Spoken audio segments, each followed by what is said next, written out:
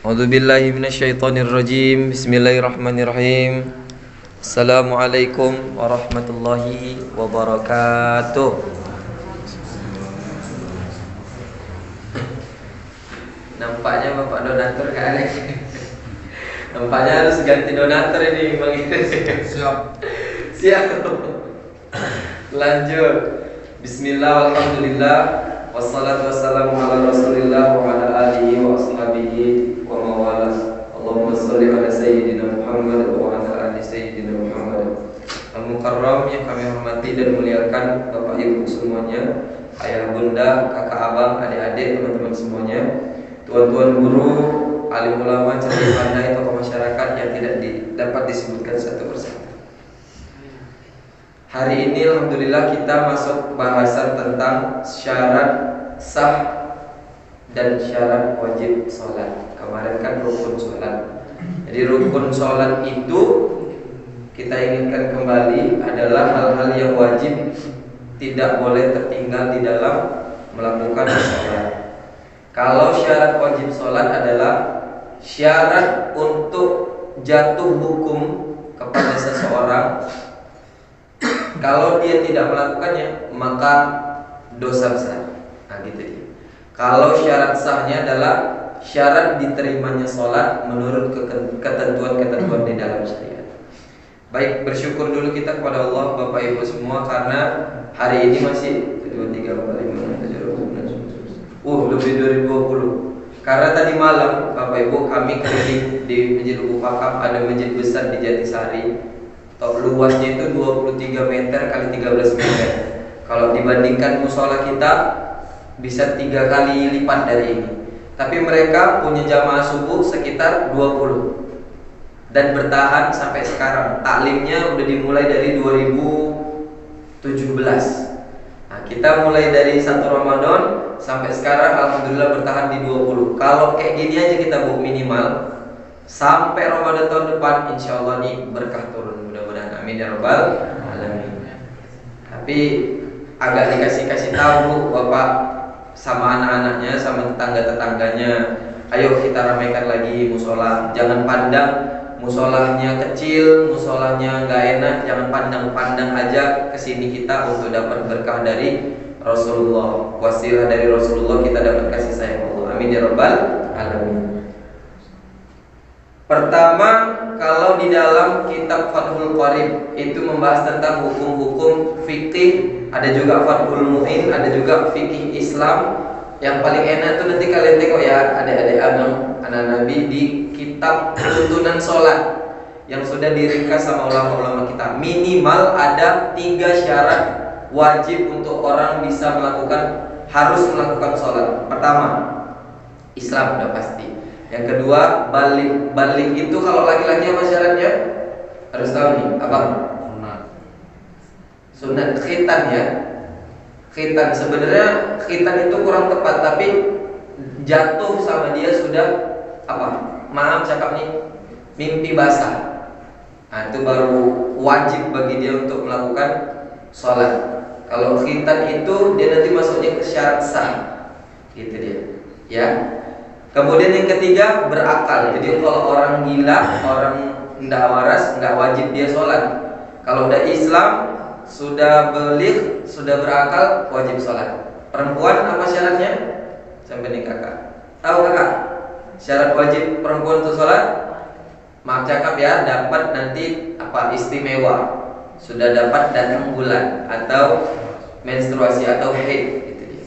Ada 2 syarat tambahan, tapi ini sudah disepakati juga ulama, yaitu yang pertama ini apa ya namanya, masuk dakwahan agama sama dia. Jadi kalau orang mualaf Bapak Ibu, misalnya kayak Deddy Corbuzier, hari ini dia ucapkan syahadat, belum masuk arahan untuk sholat, belum wajib.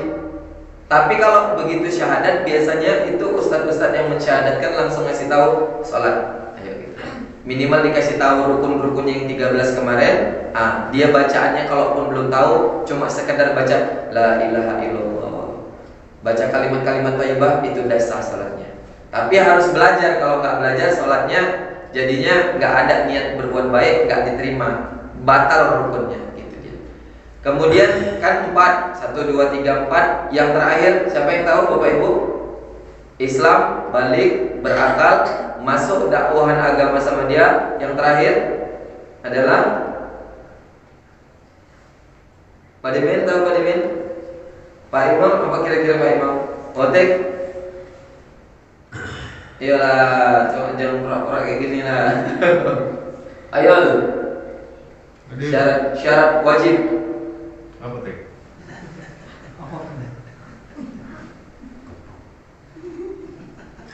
Ya, nanti syarat wajib ini kita dapat di syarat syah. Satu kita simpan ya. Masuk ke syarat syah. Kalau syarat wajib nggak ada masalah. Pokoknya kita kalau udah penuh syarat yang 5 ini wajib untuk sholat. Masuk kita ke syarat syah. Inilah yang nanti akan membuktikan atau menunjukkan kita sholat selama ini dihitung, dinilai agak-agaknya kira-kira diterima atau tidak. Memang kan Bapak Ibu kalau diterima atau tidak itu urusan Allah. Tapi kita ada cara ikhtiar untuk bisa mempermudah melihat kita itu diterima atau tidak. Satu, sahnya sholat itu dinilai dari pertama bersuci. Bersuci itu kalau di dalam sholat namanya berwudu. Nanti kita bahas bab wudu. Centang perenang atau enggak kita wudu selama ini Bapak Ibu ya. Ada wudu yang dianjurkan Rasulullah 1 mud. 1 mud itu sekitar setengah gayung. Pertanyaannya berapa wudu yang kita berapa gayung yang kita perlukan untuk wudu? Setengah ember. Alhamdulillah. Nah, ya kan Bapak Ibu? Anak-anak kalau pakai keran itu sedikit saja kerannya. Tapi kalau sekarang dinilai lagi mubazir segala macam. Masalah pembasuhannya lagi belum kita bahas ke situ. Kemudian berwudu, yang kedua suci. Suci diri, suci tempat. Ini kalau saya lihat kemarin di tempat kita, saya sholat di situ masih ada teh cicak. Nah, itu gimana hukumnya? Padahal kalau dia najis dibagi dua, satu hukmiyah, satu ainiyah. Hukmiyah itu Bapak Ibu, misalnya itu ada bekas pipis kucing, tapi udah nggak ada lagi baunya, nggak ada lagi warnanya, tapi kita tahu di situ ada bekas pipis kucing. Nah, secara hukum dia najis, tapi zohir dia nggak nampak. Kalau ainiyah kayak semalam tuh, ada cicak nampak, nah itu termasuk dia najis ainiyah, nampak dengan mata. Yang disahkan di dalam hukum syarat sah sholat, satu badannya suci, yang kedua tempatnya suci. Jadi ayo kita jaga sama-sama Bapak Ibu, musolanya punya kita semuanya, bukan tanggung jawab para pewakif, bukan tanggung jawab para marbot saja, tapi tanggung jawab semua jamaah. Siap sholat, yang nampak-nampak kotor-kotor tuh dikutip, ya apa disingkir-singkirkan, gitu, supaya nanti tidak mengganggu kesucian dari tempat ibadah kita. Satu bersuci, dua suci dari badan dan tempat. Yang ketiga menutup aurat. Aurat perempuan seluruh dari anggota tubuh kecuali wajah. Ya kan Bapak Ibu? Kalau telapak tangan ini dimasyhurkan ulama juga boleh tetap nampak, tapi kalau di dalam sholat tetap wajah. Kalau dari luar, di luar sholat, tangan ini boleh nampak sama orang yang bukan mahram. Tapi kalau dalam sholat tetap hanya wajah yang boleh nampak, gitu ya. Kalau laki-laki dari ujung rambut, jangan sampai nggak tahu ya. Dari mana aurat laki-laki? Dari ujung rambut sampai ujung kaki. Dari ujung rambut sampai dari mana? Dari pusat sampai segini. Sampai sini. Jadi kalau laki-laki sholat pakai singlet boleh? Ya boleh lah. Gak pakai baju pun boleh, tapi tidak beradab. Ada masalah. Ini aneh Bapak Ibu. Ini masalah yang sering terjadi di antara kita. Ada orang-orang yang mempelajari Quran dan hadis, tapi tidak mempelajari kitab-kitab dari ulama. Mengakui hukum Islam itu cuma 2. Quran, hadis. Selain itu nggak ada. Padahal Bapak Ibu hukum Islam tuh 4. Quran, hadis, ijma, qiyas. Jadi ulama-ulama itu membahas beberapa hal yang tidak ada di dalam hadis. Maka turunlah dia fatwa-fatwa ulama, kitab-kitab kuning. Makanya ada kitab kuning kan Bu. Itu kitab kuning itu isinya Arab gundul, bukan Arab Melayu, Arab gundul yang diartikan, ditulis langsung sama ulama-ulama kita. Isinya tentang ini Bapak Ibu. Jadi saya ngambil ini pun dari situ. Gitu. Makanya kalau ada orang-orang zaman sekarang nggak ada tuh, itu nggak masuk hukum Islam. Hukum Islam itu 2. Nah ini kurang healing Bang Hendrik, kurang jalan-jalan.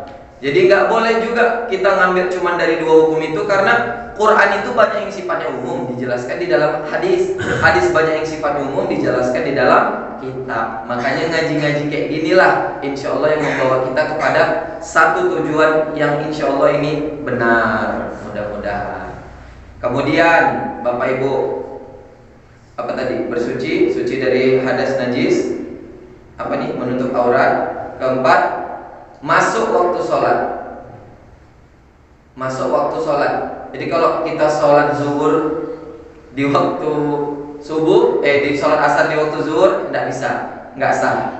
Ada misalnya kita baru tobat nih, aku supaya dinilai lebih diterima sama Allah, sebelum azan aku sholat dulu lah, biar paten pahalanya, nggak bisa. Harus masuk waktu sholat baru sah. Yang kelima, menghadap kiblat. Di sholat yang menghadap kiblat yang diterima. Pertanyaannya Bapak Ibu, kita ini kan fenomenal kali. Ada kemarin pergeseran sekitar 15 derajat atau 8 derajat itu ke arah Ka'bah. Jadi kadang-kadang kita imam ini sering membelokkan sajadah imamnya. Pertanyaannya Bapak Ibu, bolehkah seperti itu? Di dalam kitab yang sudah disarankan, ini tidak boleh berubah dengan saf dari makmum. Kalau depannya mau berubah, ini belakang berubah semua. Gitu.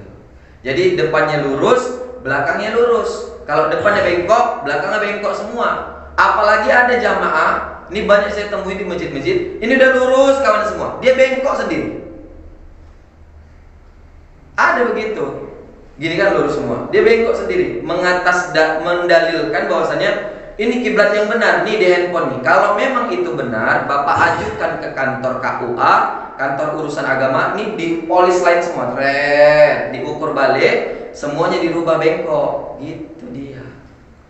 Kalau saya kemarin sama Pak Kidi nanya musola kita Bapak Ibu, karena ini musola kita jadi perdebatan. Enggak, ini saya sudah punya suratnya, saya sudah ukur sama Kementerian Agama kemarin Deli Serdang. Ini bahwasanya kita sudah mengikuti aturan-aturan yang pas. Udah selesai Bapak itu. Udah ada SK-nya, sudah disahkan oleh MUI setempat dan KUA setempat. Selesai. Nggak ada lagi perlu kita geser-geser ke sana sini Bapak Ibu. Kayak dusun Wonosari depan. Itu semuanya dirubah, saat masjid-masjidnya mereng semua. Gitu. Jalan Tamrin Lugu Pakam mereng semua saat masjid-masjidnya. Kelar. Kayak di Baitur Rahman kan Bu, ada juga beberapa orang tuh imamnya membelok-belokkan ini. Kami luruskan balik, dibelokkannya balik, luruskan balik. Habis itu dipanggil gini. Ternyata dia salah paham. Karena kan Bapak Ibu ini bukan kita aja viral, sampai masjid besar pun viral kemarin. Masjid apa tuh namanya? Di Bakaran Batu. Bakaran Batu itu ada masjid besar Ar-Rahman. Dulu kayak gitu, cuman perdebatannya masalah ini. Jadi nggak usahlah dimasalah-masalahkan yang seharusnya tidak masalah. Masalah menghadap kiblat. Kalau sholatnya di pesawat, kiblatnya arah mana? Gitu kan Bapak Ibu ya. Kalau di pesawat, sholat duduk dibolehkan karena uzur. Sholat menghadap ke depan saja sudah dihitung menghadap kiblat. Niatnya mustaqbilal kiblati, walaupun dia nggak tahu kiblatnya yang mana, yang penting di dalam hatinya menghadap kiblat sudah dihitung sah, insya Allah. Pertanyaannya tadi Bapak Ibu, ini kan ada 5 nih syarat syah. Syarat wajib sholat yang tadi 4 itu apa? Yang satu lagi. Syarat syah sholat: 1. Bersuci wudu, 2. Suci dari hadas najis badan dan tempat, 3. Menutup aurat, 4. Masuk waktu sholat, 5. Menghadap kiblat. Habis syarat sah sholat. Syarat wajib sholat: 1. Islam, 2. Balik, 3. Berakal, 4 apa tadi ini? Masuk dakwahan Islam sama dia. 5 suci dari haid dan nifas. Ini untuk perempuan Bapak Ibu. Suci dari apa ya? Hadas ya. Kalau laki-laki suci dari junub, dari mimpi basah. Bapak Ibu coba kita cross check. Kadang-kadang ini masalah cewek juga nih ya. Kalau kita sucinya sebenarnya udah selesai di zuhur, tapi kita males mandi, sehingga masuk waktu asar kita lewat karena masih kotor, nggak langsung mandi kan. Begitu masuk waktu asar habis, kita kan nggak sholat. Ini jatuh dia dosa besar karena meninggalkan sholat. Ini banyak anak-anak saya Bapak Ibu di MTS dulu kayak gini. Males lebih, nanti ini masih ecek-ecek, nanti keluar lagi. Masalah keluar lagi itu urusan belakangan. Yang penting begitu suci langsung kelarkan. Bapak Ibu coba cek anak-anaknya. Mana tahu di antara yang anak-anak saya kemarin ada anak-anak Bapak Ibu yang kayak gitu juga. Jadi sebenarnya dia udah bersih, tapi dia tunda-tunda sehingga waktu sholat yang satu dia lewatkan. Begitu dia. Terakhir Bapak Ibu, ini untuk masalah bersuci, masalah wudhu. Yang membatalkan sholat adalah batalnya wudhu. Kalau yang membatalkan wudhu adalah apa? Katakan bukan ini cocok kita kayak gini terus setiap kali. Jadi yang membatalkan wudhu adalah hadas. Hadas, bukan najis. Kalau orang wudhu dari ini kan misalnya nggak ada lantainya, slop nggak ada. Dari wudhu dari sana mencicing, cik ke pijit ayam, ceklet. Wudhunya batal apa nggak Bapak Ibu? Enggak batal. Yang membatalkan wudhu adalah hadas. Hadas itu yang kita lakukan atau yang kita keluarkan. Keluar dari kemaluan depan dan belakang, tidur, kemudian apa lagi ya? Udah, itu aja. Bersentuhan. Itu yang membatalkan hadas. Kalau najis itu yang terkena dari pihak luar. Kena ayam, apalagi kena bahan-bahan yang mengandung kotoran, itu namanya najis. Kalau wudhu Bapak Ibu yang membatalkan hadas.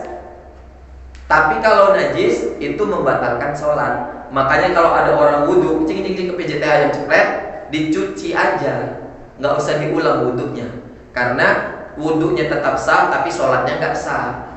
Jadi wudhunya tetap sah, dicuci baru dia boleh sholat. Itu dia tadi. Saya mau tanya. Apa itu Pak? Saya kan punya ternak bebek, jadi saya mau sholat subuh di masjid Baitul Akbar. Ada telur bebek di situ 2 biji, saya ambil dan saya cuci tangan. Sah tuh? Sah, insya Allah. Sah itu dia. Daripada diambil orang, pijak pecah, saya Cocok, pegang, saya cocok. pinggirkan. Cuan itu Pak. Sayang itu. Nah, iya. Goceng juga itu. Nggak dimasukin kandang, jadi telur di jalan. Betul. Nah, itu saya pinggirkan, saya cuci tangan, beban. Ini contoh juga ya Bapak Ibu. Nyata. Contoh nyata. Wudhu mau ke Baitur Rahman, ngambil jebret. Ini kan najis nih, Iya. kena dari itunya. Nah najis nggak membatalkan wudhu, tapi nggak boleh sholat, maka cuci tangan. Iya. Selesai bersih, maka sah dia untuk sholat. Itu dia. Iya. Abang Indri ada lagi contoh-contohnya yang lain? Kira-kira Mbak Pini ada, Mbak Pini contoh-contoh yang lain? Saya gunggung. Kalau lebih parah. Kalau saya gunggung kan najis ya. Najis dia harus disama. Jadi kalau cuma dicuci nggak bisa, nggak hilang najisnya. Wudhunya nggak batal, tapi nggak boleh sholat. Begitu dia. Belajar fikih ini aneh-aneh tapi seru Bapak Ibu. Karena sami'na wa atokna. Kita apa ya? Masa kayak gitu sih? Tapi ya begitulah. Begitu yang dituliskan dalam Quran, begitu yang dijelaskan dalam hadis, begitu yang disarankan dalam kitab. Kita manut aja. Ini sebelum kita bahas masalah pipis ya Bapak Ibu. Saya pernah dengar satu kata gini dari orang-orang yang mengakunya salaf. Kita kan heboh kali ini. Itu salaf itu salaf itu garis keras tuh, semua bid'ah gitu kan Pak. Jadi saya ini kan penasaran sebagai anak murid yang pengen belajar. Sebenarnya salaf itu apa sih Bapak Ibu gitu kan? Salafus sunnah, pengikut-pengikut Rasulullah, pengikut-pengikut sunnah. Disebut nama ininya, kehidupannya kebiasaan salafiyah. Ustaz harus tahu ini, nggak apa-apa ngantuk-ngantuk. Salafiyah. Jadi kita jangan menyalah-nyalakan salafi lagi. Sebenarnya bukan salafi yang salah, salafi itu bagus. Nama 3 golongan yang masyhur nih Bapak Ibu. 1 Ahlus Sunnah wal Jamaah, 2 Wahabi, 3 Syiah. Wahabi di blacklist, Syiah di blacklist. Yang benar apa? Ahlus Sunnah wal Jamaah. Ahlus Sunnah wal Jamaah apa Bapak Ibu? Bukan NU, bukan Muhammadiyah. Enggak, Ahlus Sunnah wal Jamaah yang mengikut Rasulullah dan dia selalu ikut bareng-bareng sama orang-orang yang menuntun tuntunan syariat Islam. Kalau salafiyah ini apa Bapak Ibu?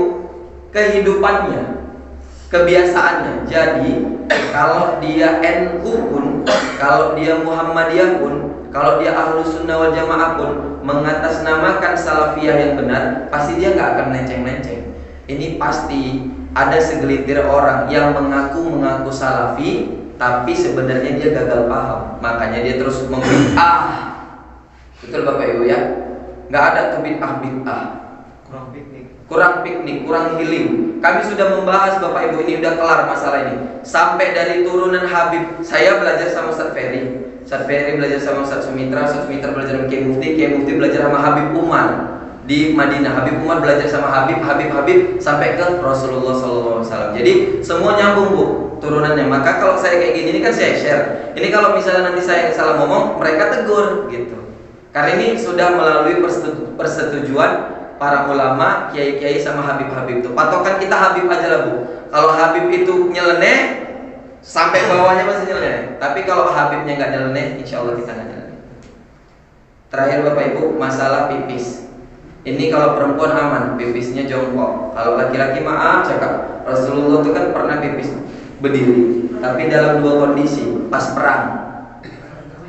Ya kan? Kedua pas kotor. Jadi kalau jorok takutnya nanti malah bercipratan kemana-mana. Kalau kita kan nggak ada lagi perang-perang zaman sekarang. Kamar mandi tersedia, tenang. Betul Optik ya?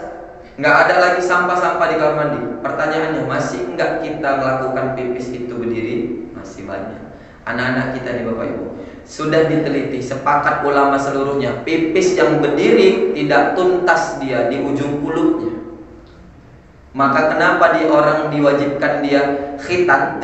Ya kan? Pertama khitan untuk hilang dari kulupnya. Tapi kalau udah khitan, termana disimpan di saluran kemih. Jadi diwajibkan, disunnahkan jongkok karena hampir dilarang berdiri. Bapak Ibu nanti bapak-bapak lah bisa dites coba. Kalau pipis berdiri, perasaan udah bersih nih, taruh tisu di dalam, maaf cakap, underwear. Jadi waktu ruku begini kan? Selesai sholat coba lihat, ada nggak bercak keluar? Kalau ada bercak keluar, batal sholatnya. Bahaya kan Bapak Ibu kan? Ini sepele tapi bahaya. Begini contoh yang diajarkan Nabi. Ini ulama-ulama juga mencontohkan, saya hanya ngelanjutkan aja nih Bapak Ibu. Pokoknya pipis tidak ada lagi toleransi kalau nggak uzur. Uzur itu sakit. Kalau jongkok aku nanti nggak bisa berdiri lagi. Ini ada pembekuan di sini. Bolehlah berdiri dia. Atau apapun alasannya. Tapi kalau masih bisa jongkok. Jongkoknya bukan jongkok begini Bapak Ibu. Minta mau cakap nih. Tapi jongkoknya itu satunya itu diletakkan di tumit sebelah kiri, kaki kanannya itu diletakkan begini, dadanya itu diletakkan kemari. Baru dia begini, tangan satunya begini. Ini mengarah ke, bukan ke arah gitu ya kan? Bukan mengarah kiblat atau membelakangi kiblat, tapi nyampingnya. Itu pun bukan hanya sekedar begini Bapak Ibu. Didehamkan minimal 3 kali. Jangan main-main gitu. Di kamar dia. Main sweet-sweetan, tapi dehamnya itu benar-benar yang dari dalam kayak supaya sisa-sisa itu keluar dengan sendirinya. Ada lagi nanti pendapat-pendapat yang mengatakan harus diurut sedikit. Kalau kata Ustaz Ferry, obat abid, diobat abid. Enggak usah diobat abid Bapak Ibu, itu anak-anak zaman sekarang. Tapi harus diurut, kemudian nanti dicuci, baru kelar dia. Kalaupun ada keluar, berarti dimaklumkan bahwasannya itu penyakit. Cepat-cepatlah periksa ke dokter. Karena ada Bapak Ibu kita kayak gitu, udah dibersihkan betul-betul, tapi dia tetap keluar aja. Kayak anjing-anjingan gitu dia. Itu bukan masalah kita lagi, itu udah uzur. Tapi kalau kita nggak mau berusaha kayak gini, udah dikasih tahu, siap-siaplah sholatnya. Kalaupun diterima, nanti di yaumil mahsyar kena. Kau waktu itu udah dikasih tahu kan? Tapi kalau pas langgar aja. Gitu. Kalau pas mudik ketinggalan bus itu. Janganlah sampai serius sekali Wahyol. Nanti serius sekali sampai mau nggak siap-siap lagi. Tapi kalau keadaan darurat Bapak Ibu, misalnya mudik ya kan, itu ada beberapa yang tidak mempunyai toilet, tapi busnya nggak mau berhenti. Nah ini gimana solusinya? Usahakan dari rumah berangkat itu pipis dulu. Tapi kalau memang udah darurat kali ini, busnya nggak mau berhenti, kalau ditahan dia ke Poyo, gas lah, bawa botol aqua, tempat yang sepi. Tapi kayaknya nggak mungkin lah Bapak Ibu, masa sopirnya tega kali gitu, pasti berhenti lah tuh di pom bensin minimal ya kan. Kalaupun di kamar mandi bus, usahakan tetap jongkok supaya najis itu tidak nempel. Dan itu sajalah untuk hari ini. Semoga ini bermanfaat. Insya Allah. Adik-adik nggak apa-apa hari ini nggak ada pertanyaan ya. Nanti aja ya. Tapi tetap rajin sholat. Nanti Pak Kidi kita suruh double. Atau Bapak Ibu yang lain mau nyumbang kira-kira. Kita tutup dulu dengan lafaz hamdalah. Alhamdulillahirabbil alamin. Semoga bermanfaat. Subhanakallahumma wa bihamdika asyhadu an la ilaha illa anta astaghfiruka wa atubu ilaik. Kita berdoa dulu. Terus kita berdoa selesai sholat. A'udzu billahi minasyaitonir rajim. Bismillahirrahmanirrahim. A'udzu bikalimatillahi tammati min syarri ma khalaq. Bismillahilladzi la yadurru ma'asmihi syai'un fil ardi wa la fis sama' wa huwas samii'ul 'aliim. Alhamdulillahirabbil alamin ala kulli ni'matika ya arhamar rahimin. Allahumma anta rabbuna la ilaha illa anta khalaqtana. Nahnu 'abduka wa nahnu 'ala 'ahdika wa 'ahdika mastata'na. Na'udzu bika min syarri ma sana'na nabiyyaka bi ni'matika 'alaina wa nabu'u bi dhanbina faghfir lana ya Allah faghfir lana ya Rahman faghfir lana ya Rahim fa innahu la yaghfiru dzunuba illa anta. Allahumma shalli ala sayyidina Muhammad wa ala ali sayyidina Muhammad bil qulubana wa dawa'iha wa afiyatil abdana wa shifaiha wa nuril basairi wa diya'iha wa ala alihi wa sahbihi wa barik wa sallim. Allahumma ighfir lana dzunubana wa dzunuba walidayna warhamhuma kama rabbayana shighara walijaddatina walijaddatina wa liasatidatina wa limuslimina wal muslimat wal mu'minina wal mu'minat al ahya'i minhum wal amwat bi rahmatika ya arhamar rahimin. Rabbana atina fid dunya hasanah wa fil akhirati hasanah wa qina adzabannar. Allahumma ij'alna min ahlil Qur'an. Allahumma barik lana fi syahri Ramadan. Sallallahu ala sayyidina Muhammadin nabiyil ummi wa ala alihi wa sahbihi wa barik wa sallim. Subhana rabbika rabbil izzati amma yasifun. Salamun alal mursalin walhamdulillahi rabbil alamin. Taqabbalallahu minkum taqabbal ya karim. Sallallahu ala Muhammad. Sallallahu alaihi wasallam. Sallallahu alaihi